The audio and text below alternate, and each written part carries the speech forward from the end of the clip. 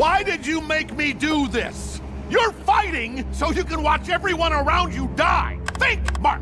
You'll outlast every fragile, insignificant being on this planet. You'll live to see this world crumble to dust and blow away.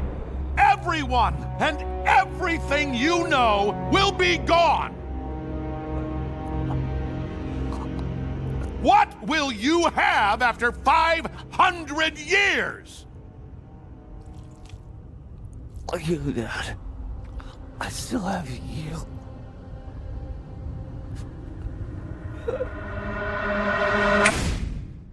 What if the world's most powerful superhero was also its greatest threat? Invincible begins like a story we think we know. Mark Grayson is 17, lives in the suburbs, and is trying to survive high school. He has a loving mother, a distant but supportive father, and all the usual teenage problems: grades, bullies, girls. But there's one big difference. His dad is Omni-Man, the most powerful being on the planet, a god among mortals, faster than jets, stronger than tanks, and apparently Earth's greatest protector. Mark's been waiting his whole life for his powers to kick in, and one day they do. Suddenly he can fly, he can throw punches that crack concrete. It's everything he ever dreamed of, and more. He trains with his father, starts patrolling the skies, and adopts the name.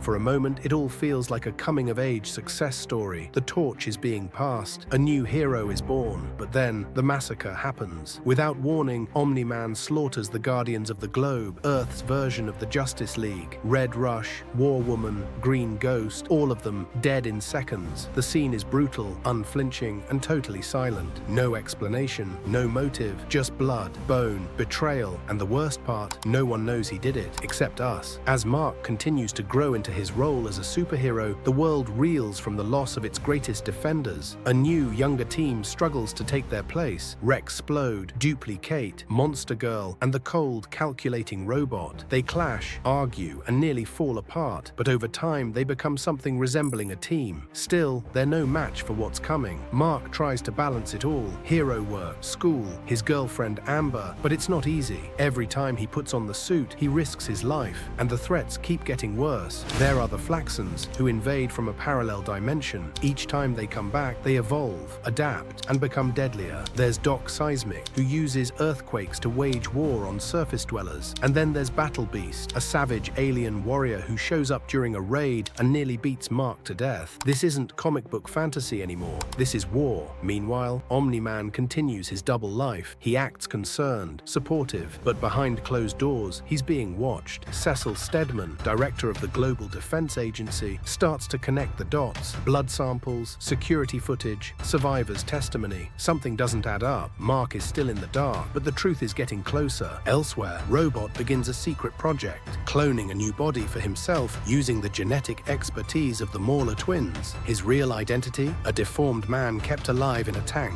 He wants to be free, to feel, to live, and he's willing to cross lines no hero should. Even the supporting characters in Invincible are morally grey, walking the line between self-interest and sacrifice. Then comes the moment that changes everything. Omni-Man kills Donald, Cecil's right-hand man. He destroys the GDA's hidden bases. He tears through secret agents like their paper. The gloves are off. Finally, he tells Mark the truth. He is a Viltrumite, part of an ancient empire of brutal conquerors. His mission was never to protect Earth. It was to weaken it, prepare it, so the Viltrumite empire could take over. Mark wasn't just born on Earth. He was born for this mission, to help enslave the human race. But Mark refuses. Horrified, heartbroken, and furious, he tells his father, "I'm nothing like you." What follows is one of the most violent and emotionally devastating fights in animation history. Omni-Man beats Mark across the globe, through cities, through mountains, through a subway full of people. He forces Mark to witness the fragility of human life and mocks him for caring. Every punch feels like betrayal. Every bone that breaks is another piece of Mark's idealism being shattered. Mark doesn't win,